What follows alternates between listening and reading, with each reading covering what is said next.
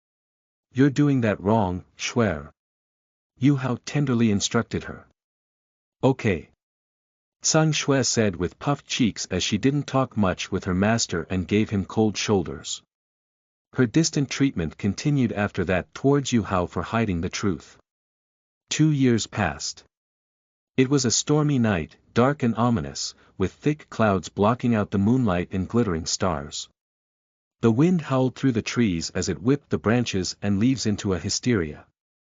Lightning illuminated the sky, followed by the heavy rumbling of thunder from time to time that seemed to instill fear into the people living in Phoenix City as if it was foreboding for everyone to be careful of a calamity despite the chaos outside. A black-haired man sneaked into the castle and entered the princess's room from the windows.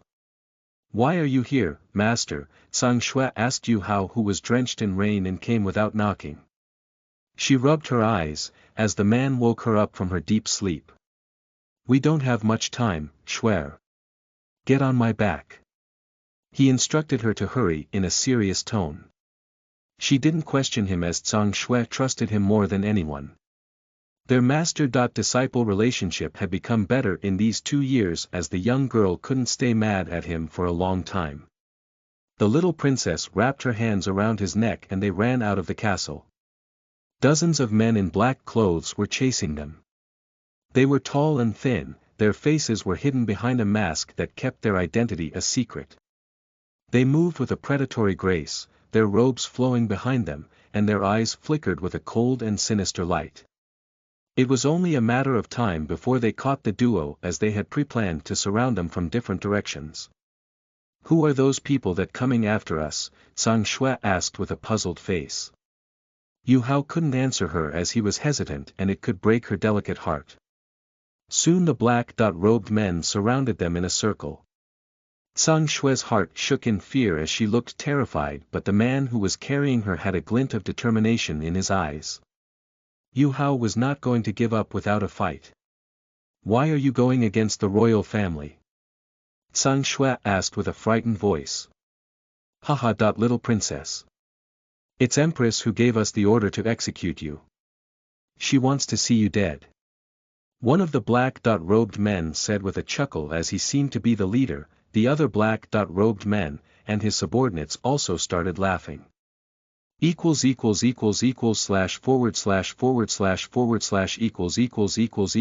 Snow note, Happy New Year.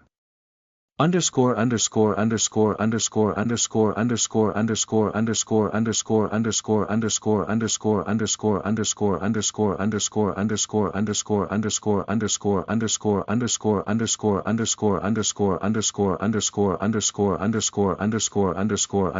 Please vote with Power Stones and Golden Tickets to support this book. Like it. Add to the library. Edited by The White Snow. Chapter 28 Battle in the Night. You are listening at novelfull.audio. Hearing his words, Sang Shui's face darkened and her heart pained in agony. The leader moved his eyes at the brave man who was carrying the young girl. "Hand over the princess and we will let you live." The black-robed man said, his voice stiff and emotionless. Yu Hao's face had a cold smile and spoke, "I will never give her up to the likes of you. You can take me down with that number of yours, but I swear on heaven's name I'll slaughter every single one of you before I die. The princess will never be yours."